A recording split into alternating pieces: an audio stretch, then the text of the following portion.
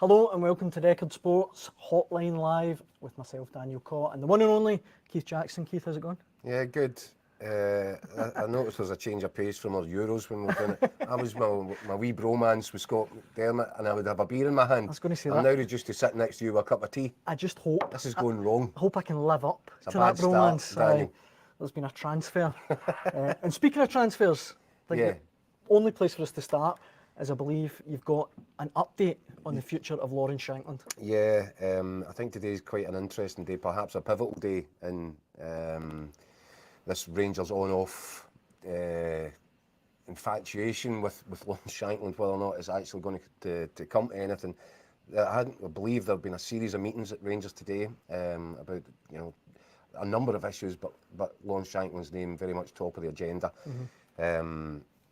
My understanding is that the board are very keen to try and drive something through.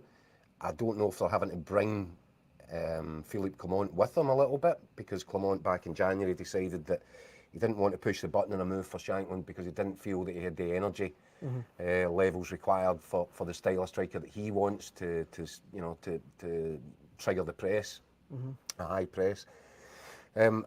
The information that I received a week or so ago was that he very much had second thoughts on that, and that he would warm to the idea of making some sort of official move for Shankland. Well, I think the movement of Sam Lammers last week, when he signed for 𝗛𝗁𝗶𝗟𝗍 back in Holland, £2.8 million fee thereabouts, and I think now there is a discussion: how do we want to spend this money? Yeah. If Clement decides that yes, it should go, the majority of it, or the bulk of it, or every last penny of it, and maybe some more after that on Shankland, then I think we're going to find out. The next couple of days are going to be really interesting.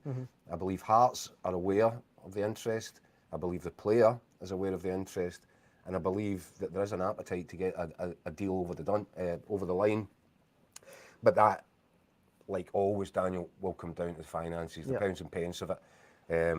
Have Rangers got enough to tempt Hearts into selling their star asset? And there is a good argument from the Hearts side that, if they keep Lawrence Shankland at the club, potentially he is the difference between third place and another third place finish. Perhaps they may even have an eye on a second place finish and European qualification. There's a lot of money on that. So it's going to have to be right financially, but from what I'm hearing, there is the thing is gathering pace and is likely to gather pace. By the way, it'll either gather pace or it will die a death. Because if Rangers come in and they try and lowball Hearts and Hearts reject it, then. But even then, if that was to be the case, these things tend to have a life of their own. The thing would evolve from that point. You've then got potentially Shankland, who, part of the information I have as well, that there was talks about extending his contract and giving him a bumper new deal at Tynecastle. Well, I think they've stalled. Stalled's a kind way of putting it. So there are big decisions that are going to have to be made. Now, as ever, it just has to be Scottish football, doesn't it, that Rangers play Hearts in the first game of the season. That could further complicate it. If I'm Hearts, do I really want to be pushing through that sale right now? Exactly. So there's a lot of moving pieces to this, but I felt it had gone a little bit quiet over a couple of days there, but the information that we're getting today is that this is very much a live issue and being discussed at Ibrox. It has been discussed earlier today, and I think will be continued to be discussed into the night. And if you mentioned obviously the financial aspect from Hearts, but when you look at it from the Rangers side, they've signed a lot of young players this summer, players that project players. But for club and country last year, 33 goals in 56 games for Shankland. Numbers are silly, aren't they? A ready-made player that would go right into the Rangers team. Again, though, you come back to it in January. Philippe Clement sat, looked at what was available, and decided that he felt he had a better chance of a potential domestic treble by keeping 𝗛𝗁𝗶𝗟𝗍 as his number 9. Now, I can understand why he might have had a change of heart on that, given how it all panned out. But for me, if you're going to win trophies, if you're going to compete for leagues, you need goal scorers. And there's just no comparison in terms of when you look at the conversion rate of Lawrence Shankland and the conversion rate of 𝗛𝗁𝗶𝗟𝗍. And yes, Dessers did well and he scored a lot of goals, but how many did he miss last season? And if these chances were falling to Shankland as regularly as they were to 𝗛𝗁𝗶𝗟𝗍, could have been a different outcome. So there is a lot to consider. As I said, I'll be really fascinated to see what way it goes over the next few days, because I think we're reaching the crunch point. Two things on this, Keith. The first one, is it safe to assume this is what Shankland wants? He wants to go to Rangers? Well, you'd need to ask Lawrence. I'd rather suspect that that yes, is the case. That is the case. Well, look, put it this way: he hasn't got the contract extension from Hearts that would have satisfied him. He's gone in and out of the final year, and that's a precarious position. You know, Lawrence Shankland will be aware that he's one injury away from his world caving in. Yeah. You know, if Hearts will be aware of that as well. And the Hearts are aware of that as well, and that might play a role in, if they do get down to discussing the brass tacks of an actual fee, that feeds into that, because you know, yes, Lawrence Shankland might help Hearts achieve European qualification, but he's not if he's going to be sitting with his leg in a stookie. If there's, you know, obviously wouldn't wish that on anybody, but it is another factor that comes into this. Yeah. So yeah, interesting, really interesting position right now. Well, listen, Record Sports, Andy Newport has been following Rangers all summer. He was with Rangers at the weekend for their friendly against Union Berlin, and we caught up with Andy earlier on today to see what he made of the situation. Hi, Record Sports, Andy Newport. Andy, how's it going? Not very well, boys. You too? Yeah, not bad. How's the world tour going on? Just a bit bleary-eyed. A late one home last night from Berlin. Having been in Birmingham last week as well, so yeah, seen the sights. We'll have to speak to Gannon later. I'm very dubious as to what kind of nick he's going to be on after his USA convoy with Celtic. You imagine the state Big Mic's going to be in. Let's just put it down to jet lag. We'll call it jet lag and leave it at that, right? Listen, what becomes apparent is that Record Sports boys are really putting a shift in over this summer, covering the Euros, the pre-season stuff. Absolutely. Well done. And I know, Andy, you'd have been looking at museums and all that, and just stuff like that. Yeah. I did a wee bit of sightseeing, Brandenburg Gate and Parliament Building. Culture vulture. Did my wee bit of culture, aye. Right, well, Andy, listen, as the magic of technology, obviously we're doing this as a pre-record, but at the start of the show tonight, I dropped some news in that the Lawrence Shankland thing is starting to gather pace again. There's been discussions at Rangers, internal discussions today, and it could be that a bid goes in before the opening weekend of the season when Rangers actually obviously go to Tynecastle. You've been with the team the last few weeks. What vibe have you been getting on the Shankland thing? Because there has been an argument, or it has been put forward, that Clement is not entirely sure that he wants to make this deal happen, even though his board probably do. I mean, there's certainly been a player that they've talked about. I think they obviously spoke about him back in January when all these rumours were sort of doing the rounds, were rife. There was obviously some reservations just about whether Lawrence Shankland is the right type of player that would fit into Philippe Clement's his style of play. Obviously likes to be a really offensive, high-pressing team. That would ideally be his way of playing if he had all the sort of tools available to him that were obviously denied to him at most parts last season. So obviously there was some reservations. They decided not to go ahead with that. They decided to invest the money that they had, the little money that they had back in January elsewhere. They obviously went ahead with a deal for Mohamed Diamandi that they're obviously paying off now this summer, £4.5 million. So, you know, there's sort of similar sums that would be required if they were going to go ahead and bring Shankland in. Listen, it wouldn't surprise me if they have had a change of heart and that they have decided to go for Lawrence Shankland, because you only have to look at his goal scoring record last year. You know, I think he's come on. Look at Cyril Dessers. Yeah, absolutely. I mean, fair point, right?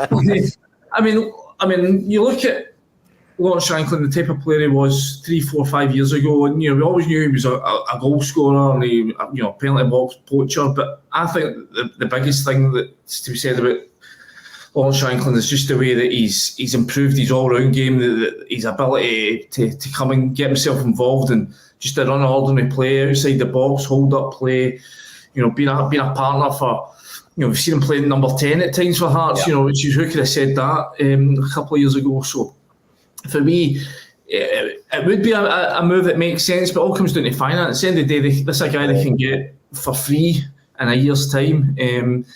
Obviously Hearts are well within their rights to stick to their guns and say, listen, we value him at £5 million. Doesn't matter how long he's got left in his contract. If he's going to be the guy that's going to fire them into another European spot this year, then they're absolutely well within their rights to stick to that. So it comes down to what the Rangers believe. The Rangers think that that he's worth it. Do you think they think it's worth paying out now, or do you think they can wait another 12 months until they can get him? I think they need to get another striker now. I think we saw 𝗛𝗁𝗟𝗓 score a couple of cracking goals at the weekend, but it would absolutely not surprise me if it gets presented with the same chances next week at Tynecastle and falls over.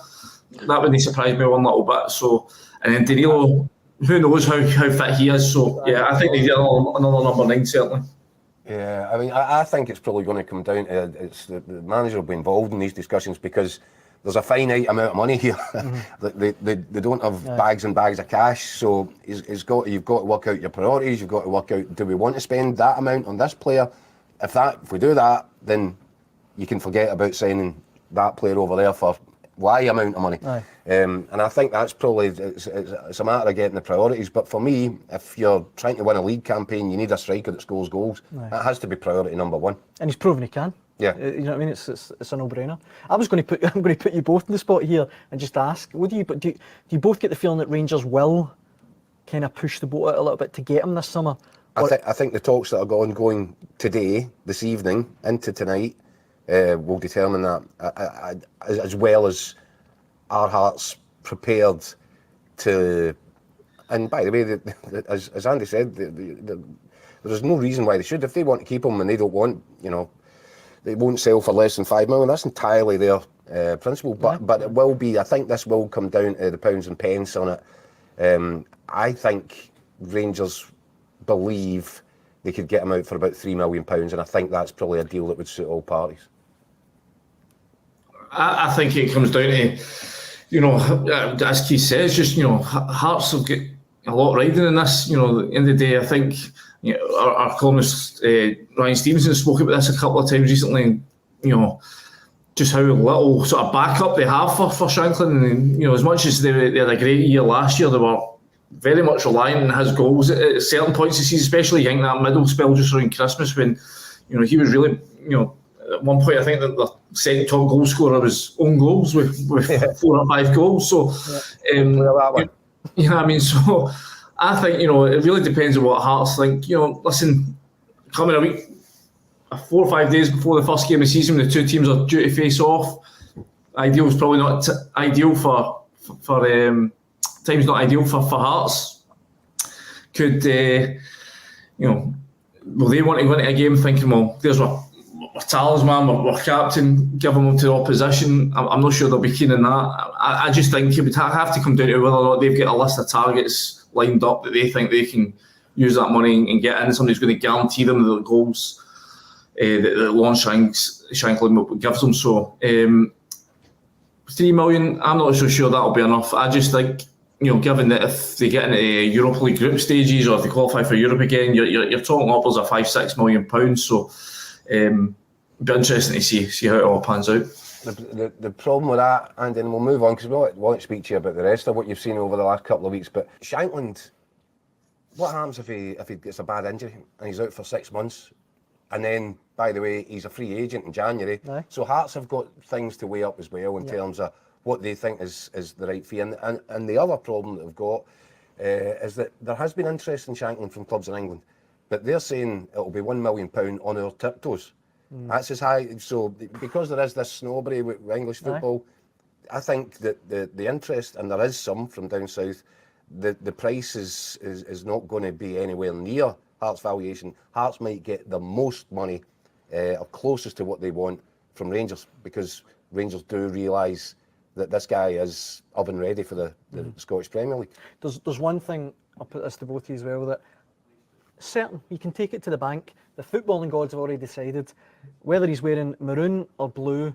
Shankland's scoring at the weekend in that game. That is definitely happening. It'd be interesting because, and there will be a reluctance, and you can imagine if you're the Hearts board just now thinking, well, we're going to sanction this sale 3 days before the start of the season. He's going to come here and score a hat-trick. So that would happen. Well, you know what?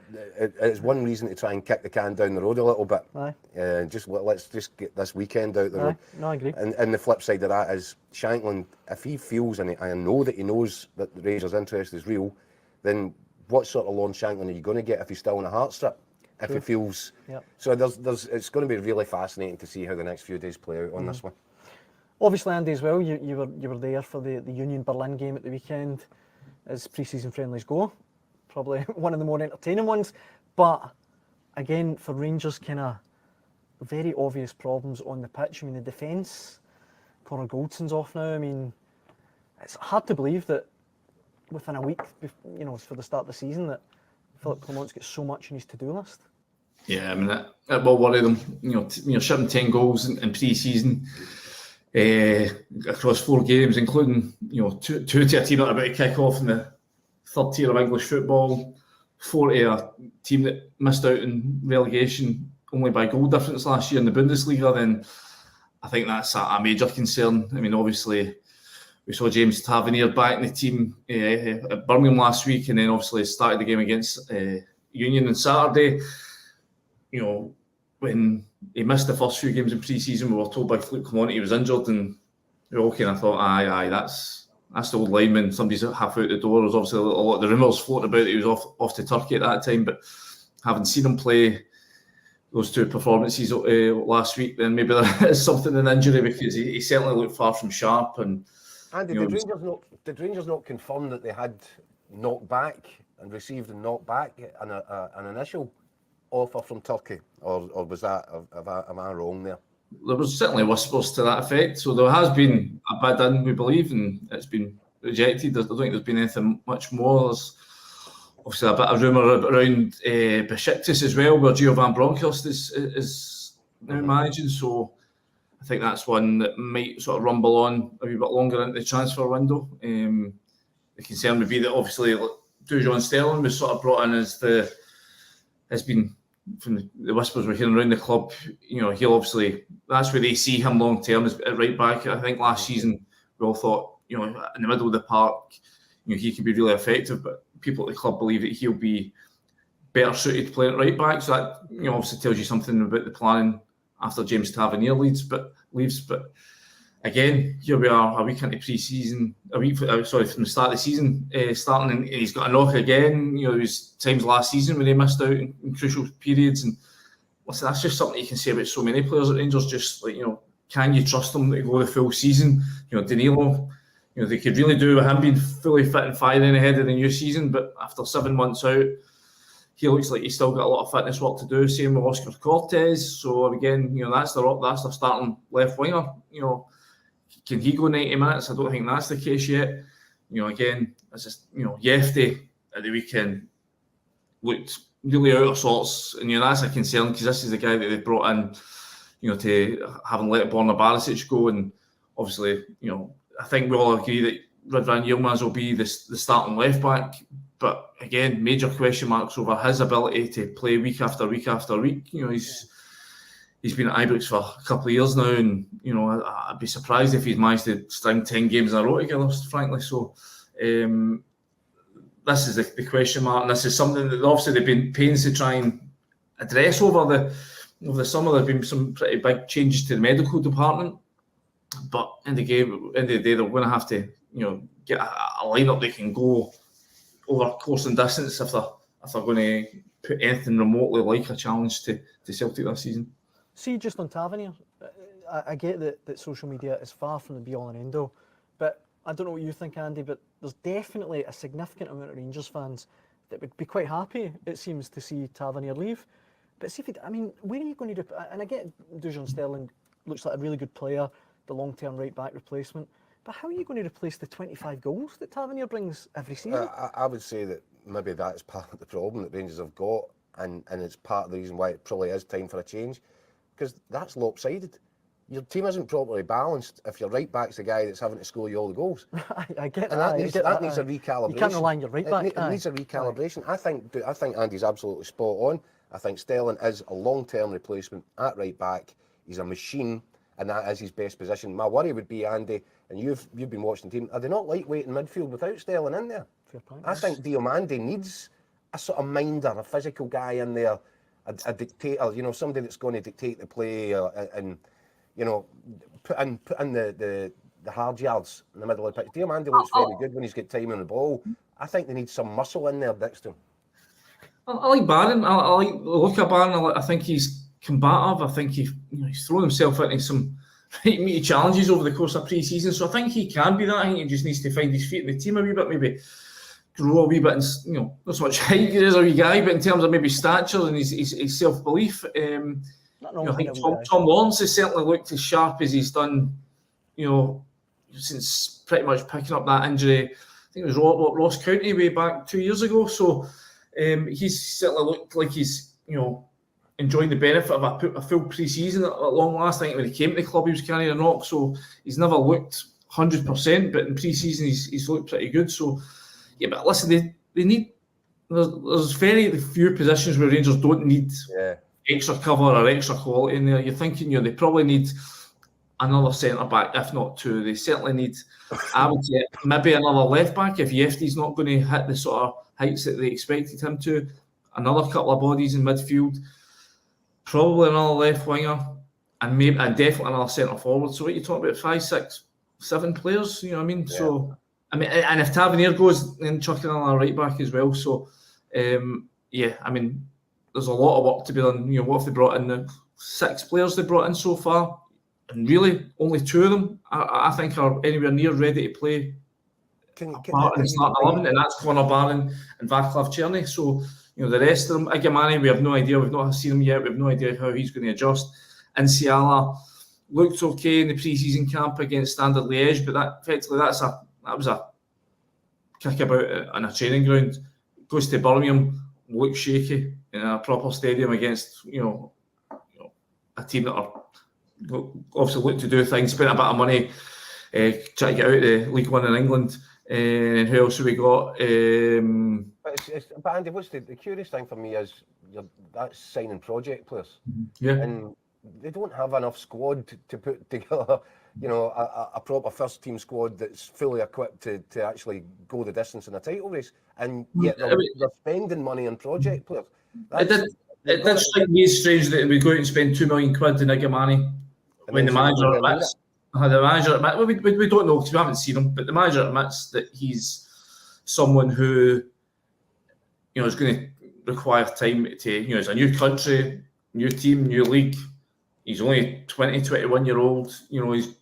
He's going to need time. He's going to need patience. This is a Rangers team that is crying out for quality players that can hit the ground running. But the manager's, even speaking in Sky today, speaking about, we do have to, when you lose the volume of players that they've lost, you do have to have an eye on the future and building a squad that's going to last beyond just the short term, getting through the first month of the season. I get that, but the requirement for quality in this team is so stark, is so clear.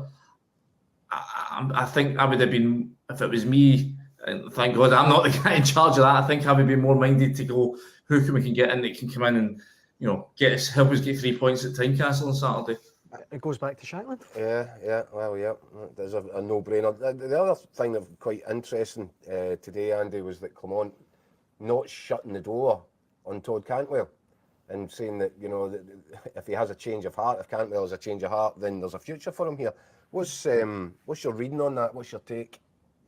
I think that might become necessity, because at the end of the day, if you're sitting there with, let's say Tom Lawrence has a breakdown, and they really are struggling in terms of bodies and creativity in that final third. So you can't have a guy sitting there on how many grand a week, with the obvious talents that Todd Cantwell does have, not contributing. So I think that's just sensible management. He's leaving it open. At the end of the day, somebody has to come in and take Todd Cantwell off Rangers' hands. As far as we know, that there's not been any sort of concrete offers to that end so far. So I think that's him just perhaps paving the way that if things get to a point where they need to use him, then that might become an option. But I also think it would require Todd Cantwell to give a demonstration that he's ready to sort of knuckle down and plays part because, you know, Stay some of the honest again. stuff. I think the thing that will frustrate Clement is the same thing that frustrates the fans. This guy's got all the talent in the world, and he just can't seem to, you know, put it out in the park on a consistent basis, or he can't seem to, you know, and put it out there when the pressure's really on, when they really need him most to go out and dictate a game. It's all well going out and showboating against Ross County, which you've seen him do a couple of years ago, where he's doing the no-look passes and things like that. But you know, it's the games against Celtic. We need you to be out running the show. I think that's the way that the fans will think. So, flip side of that coin, Andy, is that there's an onus on the manager to get the best out of his players. Now, for me, Cantwell's certainly, if not the most talented player. Yeah, I think he would be Rangers' most creative attacking player. I don't think Clement has put a system together that suits Todd Cantwell. I don't think the two of them suit each other, actually. And that actually brings me on to my next point, which we're going to ask you, because it's something that I was looking at and really quizzically about Rangers over the last while, since 10 months since Clement has been in. I still don't see a defined style of play. And I'm wondering, have you seen anything over the pre-season matches that's made you think, I see what he's doing.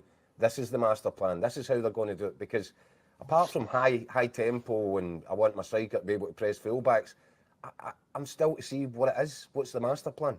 No, I'll be honest with you. No, I mean, I thought when he first came in, when you looked at the Beale team that he inherited, that was a team that was just shapeless. You had no idea what they were trying to achieve. And then when Clement came in, at least you could, within the first 10 minutes of the game against Hibs, his first game in charge, you say, he wants, as you say, pressing high. He wants quicker tempo, get the ball further forward, quicker into the wider areas.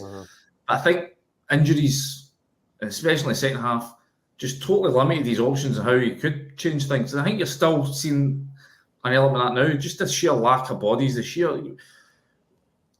an argument made that it doesn't matter what type of manager are you, somebody who can only play one way, or do you adapt to the players you've got?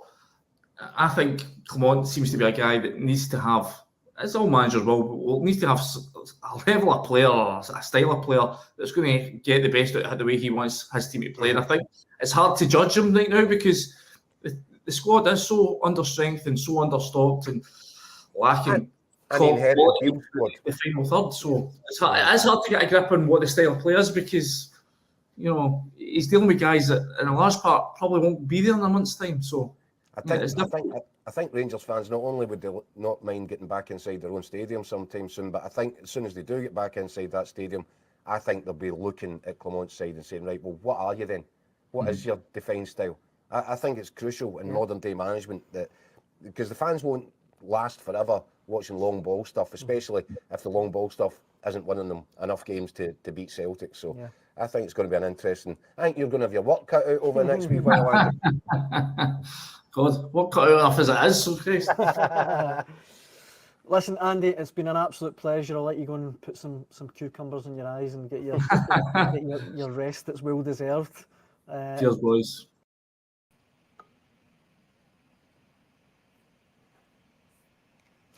It probably won't shock you, Keith, to know that we've had a plethora of comments about Rangers. And I should say, anyone watching, thank you very much for your comments. Keep them coming in.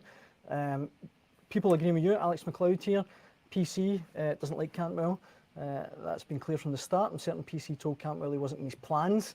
That's why Cantwell wants away. Mike Cleworth as well. I don't think the two ever saw eye to eye. Todd didn't help matters with the social media exploits. It's true. It would have been nice if it came to a different conclusion. I thought this one was quite interesting as well from John Bruce. Comments have been made about Clement, you know, quote, forcing players at the door, having lost the dressing room. The manager is doing exactly what was asked of him, cleaning out the old squad. Yeah. And I think, just ending this one, a defiant Rangers fan, David Downey saying defence is utter garbage, will leak goals next season. It doesn't sound too defiant to me. That was not the comment I was coming to. This is the defiant one from David Mitchell. Anyone thinking we can't win are deluded. Celtic aren't much better. We blew the league last year after going top. I'm not too confident, but don't write us off too early. That is definitely a glass half full. That's somebody, Rangers fan. Yeah. I don't really know what. I mean, the bottom line is, Daniel, you look at Rangers, they're weaker. They're significantly weaker from where they were at the end of last season. And where they were at the end of last season was second best to Celtic. Yeah, that's fair. Yeah. So yeah, there's a lot of work to be done. We'll see if Shankland is the answer. I think the 𝗛𝗁𝗏 signing looks interesting. He impresses me. I think he'll be a very good addition for them. But they need more, and this is the problem. As I said, there's a finite amount of money here. They're not swimming in cash, so they're going to have to decide where they need to spend it, where they need to prioritise it. And you know, one player isn't going to be enough. They're going to need more. Yeah. I should say that obviously as we're broadcasting live at the moment, Rangers chairman John Bennett has come out with some very interesting comments. I'll just quickly read a little excerpt. He said, "We can aspire for that to be at the end of September, returning to Ibrox, but it's an aspiration. I'm sorry, I have to caveat this, and I think I've given the reasons I have to caveat it, the shipping situation. So yes, I can have an aspiration, get our people back into our home for the final games of September, but yes, it could slip beyond that." Pretty remarkable. Not really, not if you're a Daily Record reader, because you would have known about 4 weeks ago that I wrote a story saying that it was looking more likely to be October than before the end of September.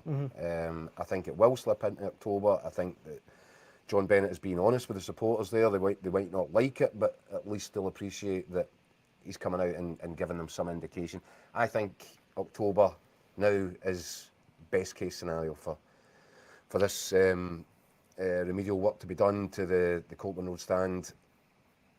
It's the shipping industry, and without trying to pretend that I know I'm an expert in the industry, but it's in real trouble. It has real serious challenges all over the globe just now because of events in the Middle East, because of the war in Ukraine, because the Houthis are trying to shoot them out to sea when they get through the Middle East. So there is real trouble, and these things are blocking up imports all over the place right now. And you know, you're stuck waiting, thinking, is it arriving? Or did it set sail today? Oh no, it didn't go today. It'll be. So there is no way of drawing a line in the sand and saying it will be ready then. What I said a few weeks ago was it was starting to sound very much like October, and it might be, as I said, the best case scenario. If they get in before the end of October, they might be doing well. But see, having said all that, take on board everything about the shipping and stuff, for a club Rangers size, it's a remarkable position to be in. It's pretty crazy. It's a mess. Aye. It's an absolute mess. But you know, I also revealed at the time that I have a lot bit of sympathy. In fact, quite a bit of sympathy for the guys on the Rangers board, and John Bennett in particular, because this was dropped on him.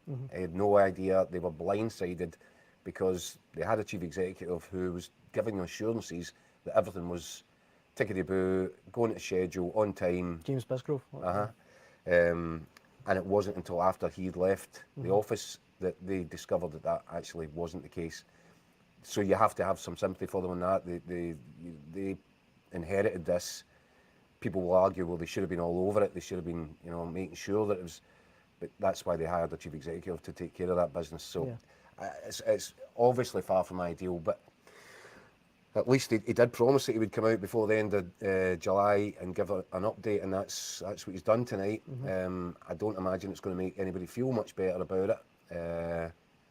But you know, I think you can now, at least the Rangers fans know they're going to have to just knuckle down here and get on with it, as do Philip Clement and the players. The likelihood is you're going to be, as I said, if Rangers are back at Ibrox before the end of October, I think they'll be doing well. We should say that your exclusive news on Lawrence Shankland has generated quite a response to our, from our live watchers. And again, thank you for the comments. Keep them coming. Graham Duthie, who I assume is a Hearts fan, no chance we sell for $3 million. We've already said we want 4 to 5. I think the wee gives that one I away. think that does give it away. We should say Alex Burns as well. It's £5 million if Hearts get second place, Champions League playoffs, drop into Europa, so why would they sell? Listen, it's a good argument, and I get it, but we are, we discussed earlier, what do you do if Shankland gets injured? You've just lost whatever. Hearts might well stick to their guns, and they're perfectly entitled to that. That's their prerogative. But I feel, from what I'm hearing and from some of the discussions that I think have taken place around this potential deal, that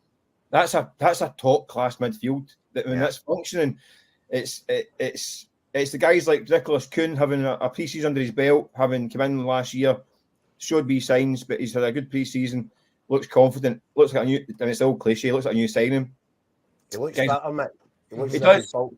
He does. I mean, I know a lot of been made about his toothache and losing weight. I could do with some toothache. If I eat some sweets, actually, that could do me some good. Your jaws wired shut. It's not a dentist. It's a dentist I need. It's not a diet. I need to go to the dentist and get some teeth pulled. But he says he looks really sharp. Looks like looks like a new signing. Lewis Palmer's another one who again scored a lot of goals last night. 10 goals, 12 goals, 10 assists, something like that. But he looks more like a Rodgers type of player this pre-season. But they have the manager's now seen his vision starting to take kind of shape. So they have. I mean, you can't deny beating two big Premier League teams, regardless who they put out, is good morale boosting form, really. And the thing I've wrote it a few times in the last few days out of there that it's a wee bit ominous for teams back here in Scotland that Celtic haven't really started yet. They haven't really got going the transfer. Well, they haven't got going the transfer market. A couple of goalies, that's about it. So they will do business as well. So this is a starting point for them, and you kind of think they are going to. I mean, Roger said himself, they're going to get better. I think that's the kind of thing they might do. What could also happen is though they could lose a few. So it's a very fragile kind of situation right now. O'Reilly's the obvious problem there, isn't it? And that's the one, because, as you said, Mike, and Brendan made the point last. I think he was slaughtered a bit for it, but he was absolutely right. He was talking about comparing his style to that of Ange Postecoglou's before, and he made the point: look, we can all try and achieve similar things, but if the quality of the players within the system aren't, then the system looks as if it's not working as effectively. And that was the case in point when Hatate was out the team. You know, there was no Jota there. You know, Abada as well. Some of the wingers were misfiring. So the system didn't quite work the same. But if you're going to use that as a reason for why it didn't quite work as well last season and for large spells, well, you're going to have to throw that argument in if Matt O'Reilly leaves, because the chances of replacing Matt O'Reilly like for like with quality is remote, I'd say, Mick. I mean, it's extremely difficult. I mean, the season I had last year. I mean, the way he's come back this pre-season. I mean, he's playing against City and Chelsea. Again, the caveat that's not their full strength teams, but he wouldn't look out of place in either of those teams. The way he played. I mean, his performance against Chelsea. I mean, the boys, the kind of London boys that were over there at the same time as everyone like that, they heard a lot about O'Reilly in the news and all the speculation. Their first chance to really see him in the flesh, and they were thinking, this guy's a player. I mean, an absolute Rolls Royce. I mean, just it was terrific again. You've got to think it's going to be hard to keep hold of him. It's going to be hard to keep hold of him. That's one thing, but replacing him becomes even more difficult. I mean, I think you've got to think Paulo Bernardo is the guy that's going to be the one coming in to take that role. He wasn't a regular starter last year. He had a good little spell around about Christmas time, but he's not at that level of O'Reilly yet. Not quite the same kind of player either. No. But there's development in him. He's only 21, 22. He is a player, I think. Paulo Bernardo, I think he's got a lot of potential.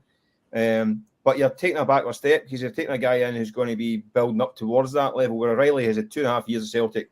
He's right, he's fit and he's firing. He's right, he's peak at his form for Celtic. Whereas Bernardo's going to be on an upward trajectory, I think. So it is going to be, that would be a major blow in terms of the actual team. But what was Brendan's view on keeping him? Well, you know what? At the moment, the bids that have been coming in are nowhere near the Celtic valuation.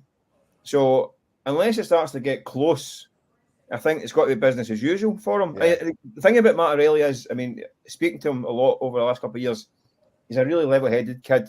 He's not a guy who gets his head topped. It's like, listen, we've seen it, all that speculation since January, and his form is, if anything, it's been improved.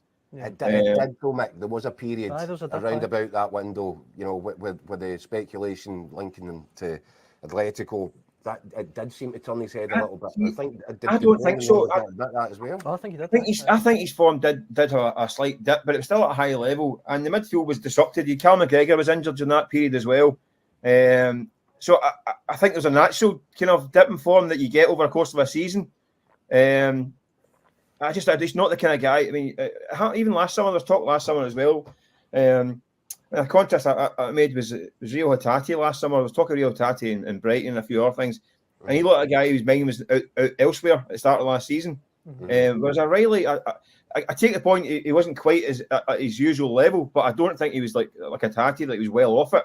Because I think he's a guy who will. The other thing is, it's a selling point for Celtic to say to Matt O'Reilly, look, have a season in the Champions League, because we're going to have a real crack at that this year. So, you know, if you want to put yourself in the shop window, that's the place to be. My fear being that I don't think Matt O'Reilly is going to catch anybody with surprise anymore. I think the word is out on Matt O'Reilly. I think teams across Europe realise what a good player he is. I think if you're being cynical as well, Celtic's Champions League campaign is to January, isn't it? You can even say, look, stay to January, see what happens. But it's not just, it won't jump. I mean, say for example, a Southampton come in and say, right, there's 25 million. We'll give the guy 75 grand a week, right? I'm not convinced that he would take that. I think he's a guy. He very carefully considers his moves in football. Even when he came to Celtic 2.5 years ago, he was flashing up on every watch list in a lot of teams in the Championship in the bottom half of the Premier League, and he decided that Celtic was the move for him to progress his career. So he's very strategic in the way he views his development. So he's not going to. I don't think he'll just jump at the first big wage packet. The problem is if you get Atletico Madrid, Atalanta, Juventus were mentioned. Liverpool now are having wee sniffs at him as well. These are clubs that are going to interest him, rightly so. I tell you what, Mike, it's funny you say that because I get told round about the time that Matt O'Reilly signed for Celtic that he was, you see this list of data and all that, you know, the money ball and all that. Yeah. I was told by somebody who knows that he was really high up in Liverpool's list. It might sound a bit out. I think he could easily do a job for a team like Liverpool. Easily be a squad player at Liverpool. No bother. He's got all the talent for it. He was at MK Dons. He was these guys, these kind of geeks that do the kind of analysis. I heard that as well. That he was off the charts in certain metrics. He's flashing up on watch lists all over the place. Yeah. Including Celtic, obviously. Remember, he was Celtic's second choice for that position, remember? Weirdly. Yeah, he was the other Aussie boy. Riley McCree. Riley McCree. Who had done well at Middlesbrough, to be fair. He's a good player. He's also a good player, but I think the progression of Riley at Celtic showed they've lucked out on that one, really. The other thing to consider on that is, you know, people talk about Brendan Rodgers and the Brendan effect and all that, and I think he got quite a rough ride throughout last season, but look at Matt O'Reilly. Look at the development in Matt O'Reilly. Matt O'Reilly's a better player now, a far better player now than he was when Ange Postecoglou took the Spurs job. And you have to give some of the credit to that. Obviously, most of it to Matt O'Reilly, but I think Brendan Rodgers plays a big role in that as well. Weirdly, I say he doesn't give much away, but I think he actually prefers the Rodgers managerial approach. I think he found. I think that's made that pretty clear, right at the start. Yeah, the hands off kind of distance thing. What's a lot of guys. Obviously, he's a top manager, Ange Postecoglou, but I think he does like Brendan's kind of hands-on, kind of very more personable approach to coaching. And he's really, like you say, he's really responded to it as well. And he's going to make Celtic a fortune, and some people think that's a nice thing to have and more money in the bank. But I agree with you, it's a major hole in the squad. At a time when Celtic are, like it a lump, but they're weaker than they were in the last season, and they were weaker in the last season than they were the previous season. Yeah. So at some point, Celtic are going to ramp it up again. What next then? You're the man, you've been with them. Tell us what. I'm guessing need a centre half, a left back, a centre mid. Two strikers. And I'm still not convinced about wingers. I'm still not convinced there's not a better upgrade winger that could slot in and become a Champions League starter. And I think that would be in the manager's sort of wish list just now. What you hearing, what you picking up? Is that close to it? Listen, we constantly pester about transfers, and the message seems to be they're all big transfers. They're coming. Listen, there was interesting. We asked Brendan Rodgers, I think it was after the Man City game, about that specifically, and he was very kind of cute the way he mentioned the fact that Michael Nicholson and Chris Mackay were over there for a chat about transfers, and it was pretty much putting the onus onto them. So I'm doing my bit here with the team. It's now your turn to go and do the bit in the transfers. So there's a wee bit of pressure on the board now to go and get these deals done. Because I mean, just on that, Mike, it's the Hotline Live, right? We've had plenty of comments in. I should say, if you're watching, obviously, thank you for the comments. You can leave them in the comment section below.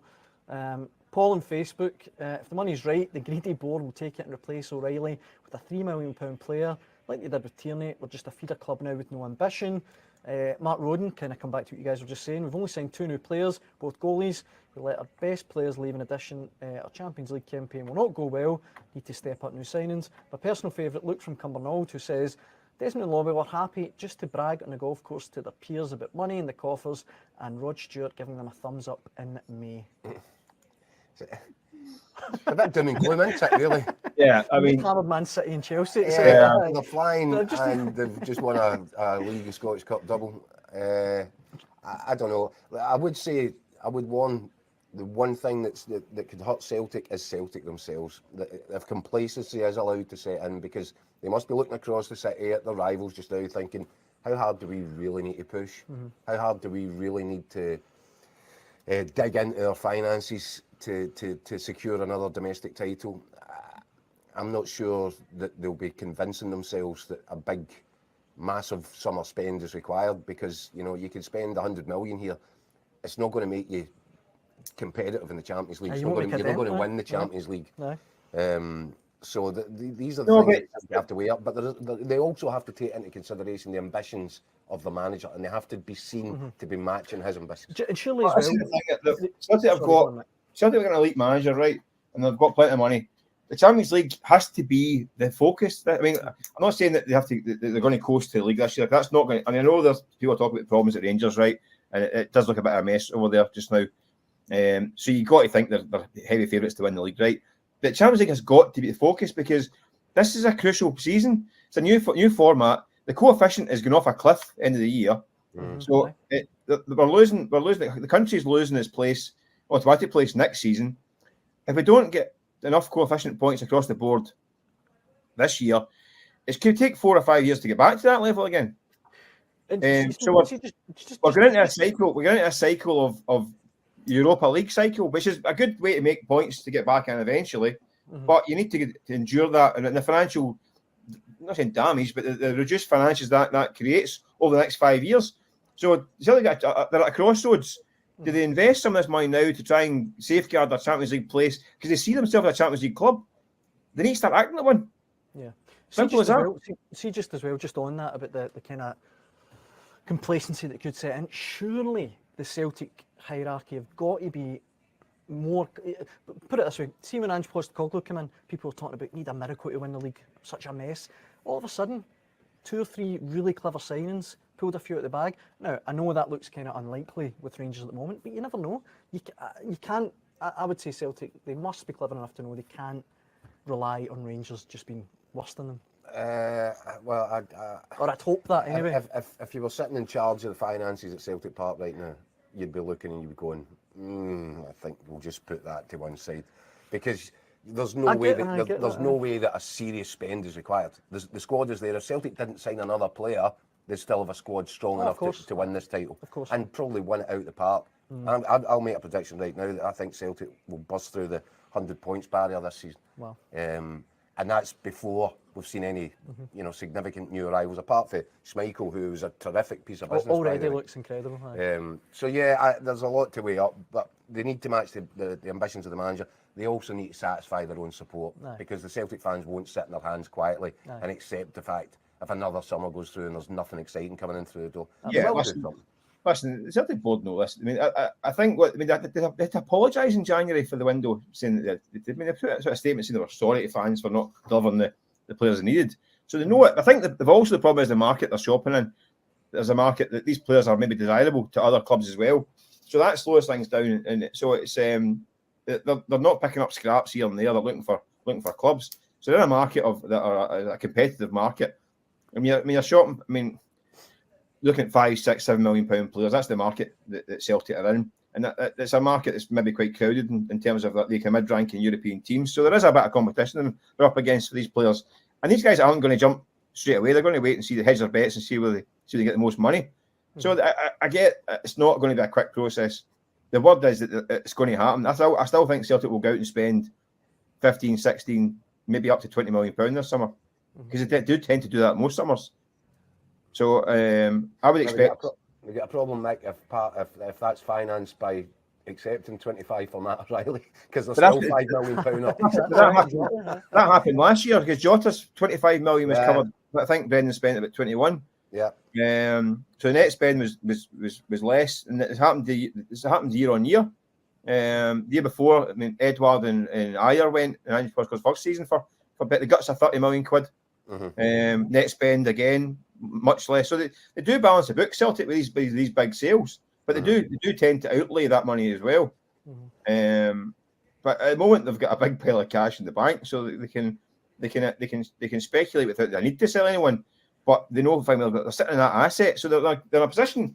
I mean, the envy of a lot of clubs across the continent, that they've got plenty of money and get assets. So it's I think there will be 3 or 4 £5 million signings coming in the door. Right, last one then, Mick, let you go to your bed. Do you expect anything to happen this week before the league kicks off? I would expect Bernardo with a scarf over his head before the weekend. which might not appease the masses for Flag Day. We don't know, Mick. Yeah, that's what I'm saying. But I would be surprised if anyone else win this week. Yeah, I think this might be a case of they're looking at the window rather than Flag Day as a kind of line in the sand for signings. So I think it'll be further down the line. Okay, mate. Nick, as always, it's been a pleasure. I'm sure you'll get off to your bed now. Thanks very much for joining us. I want to jump in this. I need to jump in this treadmill, I think, because this is. I need to start the fight back right away. Goes without saying, obviously. Aye, goes without saying. Cheers, Nick. Joined by the wonderful Michael Gannon. Yep. Or as he's known, Frank the Tank. Frank the Tank. I think by the sounds of things, he's gone full Frank the Tank for a couple of weeks. Never go full Frank the Tank. Never go full Frank the Tank. But no, thank you to Michael Gannon. Keep the comments coming in. Thank you very much for everyone that has already sent in comments. I wanted to touch on this one, Keith. It's a collector's item. Someone agrees with Keith Jackson. Oh, that'll never do. It's in response to your column today in today's Record Sport about officials, a bit more transparency. 𝗛𝗛𝗶𝗟, he's written in saying, Keith's correct. We need clarity from match officials to do this. We need to hear what they're saying to each other. How many times do they say penalty to us, to each other? I mean, if you could somehow, well, not somehow, but if you could hear what the officials saying to each other, that'd be box office. The good news is that, you know, 𝗛𝗶𝗏 seems to want to embrace this. He's certainly talking a good game. Yep. Everybody will have their own kind of considerations on Willie and his career as a man in the middle, and not all of them will be glowing endorsements. But let's cut him a bit of slack here. This is a big job, it's an important job, and if he gets it right, he can make Scottish football a better product than it has been over the last. You know, it's the people that have been shortchanged here are the fans that are turning up and they've not got a clue what's going on. Yeah. And that has to be priority number one, priority number two, and priority number three for 𝗛𝗏𝗏. He has to connect with the paying customers. You know, other models, other leagues, and other countries, they're quite happy with massive TV revenues. Our main revenue stream in Scottish football is the guy that pays his money and gets a seat in the stand and sits there and watches it in a live match day experience, and we need to do everything we can to enhance or at least protect what that match day experience feels like. It's so important, and I think that 𝗛𝗏𝗏 has said that, you know, he's certainly looking at the model where if a referee goes to the screen at the side of the pitch, makes a decision based upon the evidence that he's seen in the monitor, that he can convey that to the guys inside the stadium. And that's, it's by the way, there's plenty more to come after that. That's not the be all and end all, but it would certainly be a good first step. And I really hope and wish 𝗛𝗏𝗏 all the best in this role, because we're all in it together. It has been a shambles. A lot of the guidance that's come out from the previous head of referees has been confusing at best, and I think the referees felt that themselves, and they were the ones being hung out to dry. So maybe 𝗛𝗏𝗏 is probably still licking a few wounds from last season from some of the stuff he was involved in, but maybe because of that, he'll help streamline the decision making and make it easier for the guys that are getting sent out there every weekend, and that can only be good for Scottish football in general. So it's really important that Willie gets this one right. Willie doesn't have a history of calling everything right, but let's keep our fingers crossed. Watch this space. Right, I want to take us full circle before we finish. Obviously, we come up at the top of the show with an exclusive on Lawrence Shankland. The gears are moving around his future. I'll put you in the spot, Keith. By September 1, do you think he'll be a Rangers player? Yeah, I do think he will be. Obviously, a lot will depend on the talks that are going on today at Ibrox. A lot will depend on whether Philip Clement decides that, you know, he can afford to put that amount of money into one transfer when there are other things to be looked at. But I keep coming back to the fact that they are crying out for a goal scorer, and Lawrence Shankland is as close as you can get to a guaranteed Scottish Premier League goal scorer. Or Premiership, sorry. So, do I think it will happen? I think there might be a bit of to and fro. I'm sure there'll be some arguments about it. But yes, I think Rangers will make a bid, and then at that point it becomes a negotiation. And if Shankland wants it to happen, then he can influence that as well. Thank you very much for watching at home. Thank you for all the comments. We will be back tomorrow. You can email us at hotline@dailyrecord.co.uk, and you can have your say on all of the big SPFL talking points. Keith, thank you very much. Thank you. Somebody turn the lights out already. Perfect timing. Thanks for watching. Cheers.